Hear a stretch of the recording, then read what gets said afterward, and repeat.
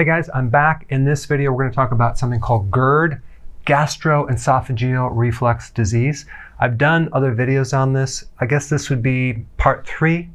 And the reason why I wanted to do this video is because I had several people on my show bring this up. They were doing the usual things. It wasn't working. So I guess this would be a part 3 just to help people that have tried the usual things and it's not working. Okay, first thing, what is it? What is GERD? It's a situation where you have acid that's going the wrong way. It's going up into this little tube right here from the stomach into your esophagus. Okay, so it should be staying down there, but it's going up through the little valve here. So it's really a problem with this valve. The valve is not staying shut. Now, it'd be nice if we can just call a plumber and get the valve replaced and problem solved.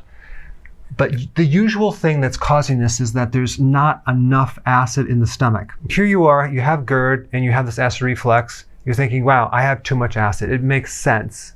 It's logical. But in reality, if there's not enough acid in that stomach, this valve, which has sensors, will pick that up and it won't close properly. So it's kind of an open valve. If the stomach is between 1 and 3, which is very strong, this valve stays shut. That's how it works. Now, there could be other causes as well. There could be a situation where you have a problem with your part of the nervous system called the autonomic nervous system that does control valves because your adrenals are really, really weak. That's a potential cause. But most of the time, it's just that you don't have enough of the acid and it's not strong enough.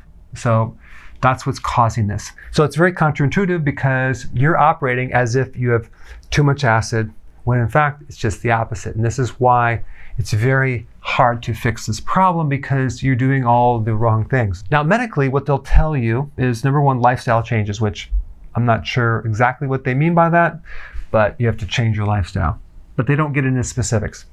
Number 2, there's medication. Number 3, if that doesn't work, we can do surgery. Very low emphasis on the exact right foods, though, unfortunately. If you look up medically what causes this condition, it's kind of funny because they say what causes GERD is acid reflux. That's like saying the cause of hypothyroidism is low thyroid hormones. You're just describing the whole thing. You're not telling what really causes this problem. So they really don't know. Okay, risk factors, they always say that's obesity and pregnancy. Okay, doesn't really give us any good data. But if you just go about this as if you have not enough acid and you add more acid, you're going to be shocked to find out that's actually going to improve the situation greatly and maybe even resolve it. Okay? Now, I just want to touch on antacids for a second. In America alone, there's over 15 million people that are prescribed antacid medication. That's not counting all the over-the-counter antacids. So it's basically a $9.5 billion industry. Okay, so what the problem is when you take these antacids, you never cure the problem. You have to keep taking them and keep taking them and keep taking them. And the problem is there's massive side effects. There's one here for something called PPI, that's protein pump inhibitor, which has a purpose of lowering the stomach acid. But there's some slight minor complications. Increased risk of death by 25%, increased risk of dementia by 44%, increased risk of heart attacks by 20%, and you're also going to increase your risk of stomach cancer by 50%. Totally insane. And people are still taking this, and this is still being prescribed. All right, so now that you know what this is, what do we do? The first thing that I would recommend is to start taking apple cider vinegar in a pill or in liquid with your meals. I would also then add something called Betaine Hydrochloride. It's an acidifier. It's a natural acidifier. And you take it before the meal, and you can take it in pills, like 3 or 4 or 5 or even 6 before a meal. What's going to happen is going to start building up your acids. And by the way, one of the causes of low stomach acid is low salt. Because sodium chloride, the chloride helps make the hydrochloric acid. So that could also be one cause. Now, if you take either one of these and you feel worse, you get like a burning sensation, that means either you have gastritis, which is inflammation of the stomach wall, or you have an ulcer. So you don't want to continue to add acids to an area that's like sensitive, or you have this hole in your stomach. So you want to back up first and start consuming something like chlorophyll. Chlorophyll, like from a concentrated leafy green, a wheatgrass juice powder, or something that can actually heal those areas for a while. And it's going to probably take a while for that to heal. Could take months. Licorice root in an extract form is really good for that as well. Okay, so now if you take this and you don't get this excessive burning, but you still have the problem, then you may want to start working on the lower intestinal friendly bacteria down here. Because if you have enough bacteria, which by the way makes lactic acid, it'll help sometimes balance the acids up here and things will work better. So taking a good probiotic may help you.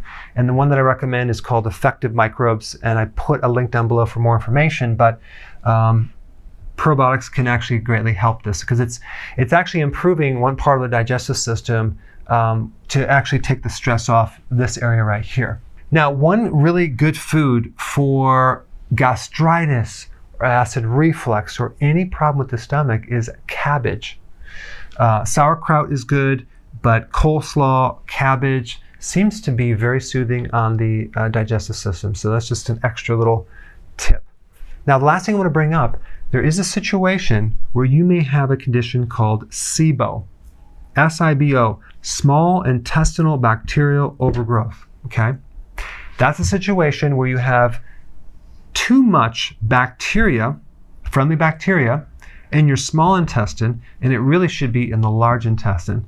I put a link down below for more data on that. But if you have that, you're going to notice when you consume vegetables, especially in larger quantities, you're going to get a lot of bloating and gas. Okay, that would be a good indication of that because you're actually feeding those microbes. Also, if you take a probiotic, you're going to feel worse. All right, so if that's the situation, you want to follow what I'm going to recommend in the video down below, which is avoid vegetables for 1 month because the microbes consume the fiber in the vegetables and you don't want to keep feeding them because you're going to make them grow and they're already in the wrong place. So we want to avoid that, and then we want to also add the apple cider vinegar and the betaine hydrochloride because we want to make this really, really acidic. That's going to help the digestion at the stomach level, because if we have an incomplete digestion here, we'll get undigested food down here, and that's going to be a mess. Okay, so if there's a possibility you might have SIBO, we have to address it a little bit differently. Of course, it's a given that you need to do healthy keto, cut your carbs down, and many times that alone will solve this issue. And let's not forget intermittent fasting. An average time period for food to travel through the entire system is between 35 and 40 plus hours, okay? How often do people eat? Very frequently, right? They can't even go 3 hours without having to eat or snack on something. So we have a lot of food that is in our intestinal tract all the time. And we're wondering why we have GERD, right? So it's very healthy to do intermittent fasting, especially for this condition, because you're allowing your digestive system to finally, for the first time, rest and calm down and not have to work so hard and actually just clean it out. You'll get great improvements in the healing if there's a gastritis situation or an ulcer. Intermittent fasting is probably one of the most powerful things you can do to improve your digestion overall. So we don't want to forget that. And then that'll give your system a chance to reset and heal. All right, there you have it. This is more of a complete video on what to do if you have GERD. Thanks for watching. So if you want more knowledge on how to create a healthy body, subscribe now and get daily notifications. Daily notifications, that sounds weird. Well, I'll just remind you on a daily basis. How about that?